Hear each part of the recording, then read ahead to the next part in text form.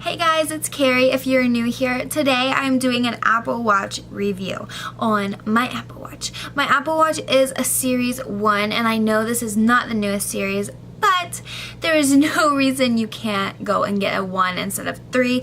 At the end, I will tell you the differences, some differences between the 1 and 3 and what one fits you better. I will also tell you why I wanted an Apple Watch and why I haven't upgraded to the 3 yet. So stay to the end, and now we will get into the pros and the cons of Apple Watch Series 1.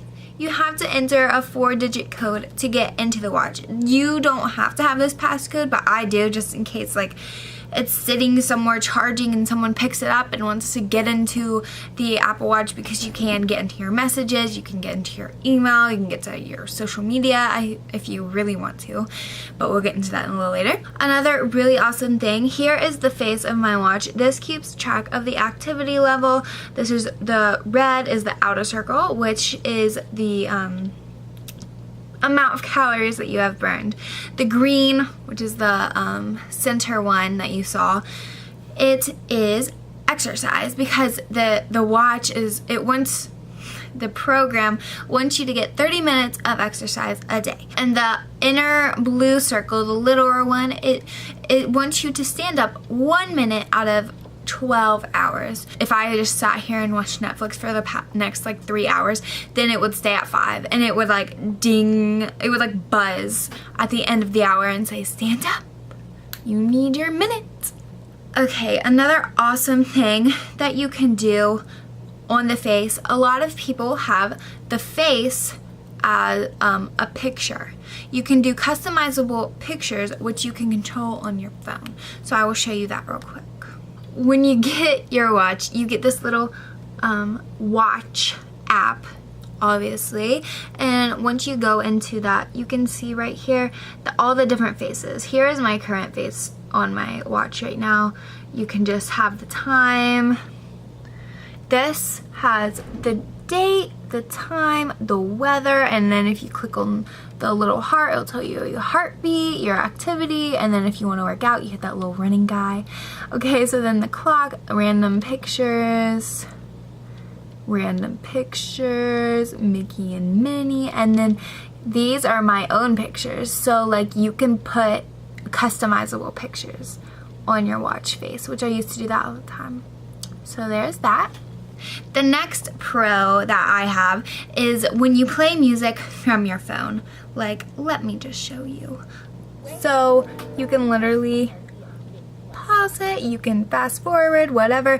You can adjust the volume like this, turn it all the way up, and the volume is on your phone. So I really love that, because if you're playing music on like a beat pill or a boombox or whatever you play music on, and your phone is like at the desk and you're laying in bed and you want to turn up the music, you don't have to get up and get your phone. You can just be lazy and then just turn this little wheel. So the next thing is it detects your heart rate.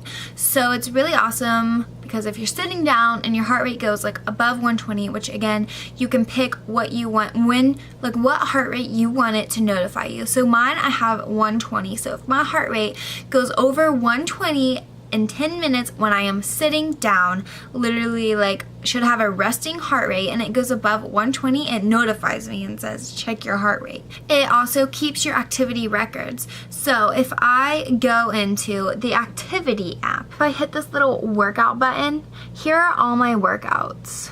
And I just really like that because you can look back on them.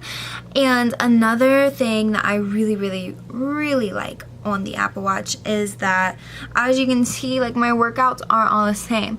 Strength training, outdoor walk, indoor run, elliptical. You can pick what you are doing and it will calculate the calories accordingly. So that is a major plus. So another great feature in the Apple Watch is the voice to text.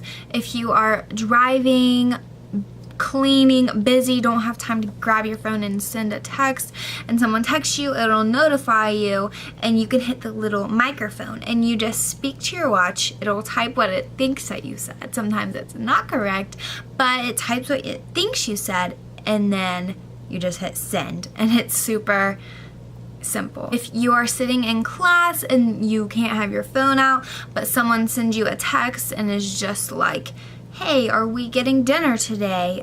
If I hit on my mom and dad's group message, okay, so it shows the microphone that you can speak, emojis, drawing, and then a scribble. Scribble is one of my favorite features. You hit this, and then it gives you this box and you write. So like, if they ask me, you wanna go to dinner? Yes, of course. So look, yes, of course, and you hit send. It's so simple. It also has the ability to do the same thing with calls. If someone's calling you, you can answer on your watch and literally talk on your watch.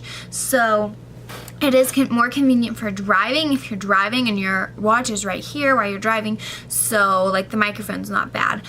And honestly, if you ask me, the Apple Watch doesn't look necessarily bad with really any outfit. Maybe like a prom dress. I wouldn't wear it to prom, but like if I wear something cute like this outfit, yeah, it goes with it. I feel like this rose gold band Apple Watch really will go with anything. Something else that I really like, it notifies you when you do get a text. So like I said before, if you're in class, if you're in church, somewhere where you don't want to have your phone out, it'll send you the person's text, or it'll notify you from Instagram, Twitter, Facebook, email. It literally hooks up to your phone, so it notifies you on your watch first. It won't even buzz on your phone. So like, especially in church, it'll buzz my watch, I'll look, I don't have to worry about my phone going off.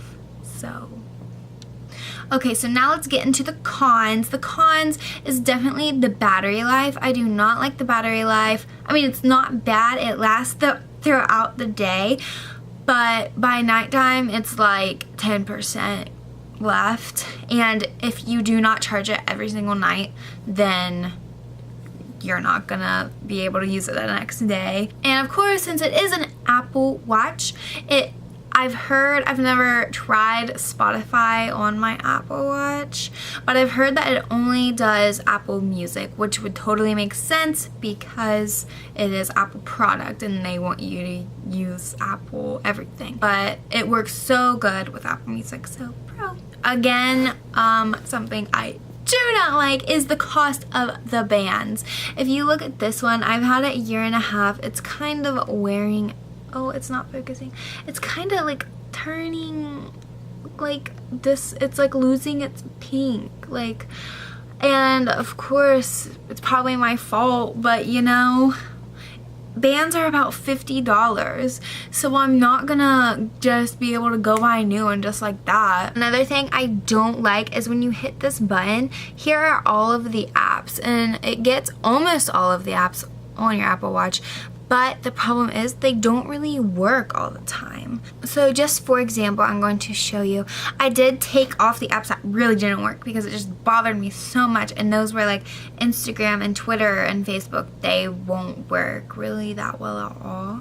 So if you go like to the Bible app, and if you're like, I don't even know what's a hit. There's like, it says verse of the day, but nothing shows up. It's so small, like, just don't expect to be able to use every single app. One more thing that is a con is that when you are near your phone, like I said, if it's on your desk and you're doing in your bed watching Netflix, like it can get that. If it's like across the room, it'll be able to reach it. But if you are walking, like I have community bathrooms in my dorm. If I go walk to the bathroom, it loses connection to my phone, so I have to wait till I get close enough for it to like tell me my text messages, blah blah blah. So the walkaway distance, I don't know exactly how much it is, but it's not like really far. So, and it is like extremely iPhone dependent. Obviously it's base, it connects to your iPhone, so it has to have your iPhone to work. But on the bright side, it does still track like your calories and your steps if you are away, because it still like calculates them throughout. Alright, so that was all of the pros and cons. So now I'm going to get into why I got an Apple Watch and some other questions. So I got an Apple Watch because of course I asked for it for my birthday one year, but I wanted one because I loved a Fitbit, but I was like, well, the Apple Watch, I can see my messages. I thought I could like get on social media with it, which I mean, whatever, I don't care if I can't get on social media with it. I looked up like online about the Apple Watch a little before, and I just saw how much it could do, and I was like, oh my gosh, that's so much more than my little like Fitbit that I got like in high school. So it was like an old Fitbit, but I also just really wanted it to connect to my phone to show me messages and all of that. Okay, so why haven't I upgraded my Series 1? And the answer is that I just don't want to. Like, I will get into how they're different, and I don't feel like I need a Series 3. Not only does it cost more, but just the other things that it has, I don't need those. So why not just get the cheaper version and be satisfied? Okay, so the major differences between the Series 1 and the Series 3, of course, number one is money. I don't know the exact numbers for this, but I know Series 1 you can get from $250 and up. So don't like mark my words. I'm not like an expert on this stuff. I'm just reviewing it, and I just looked up these numbers real quick. But it's from, when I looked online, it said from $250 and up.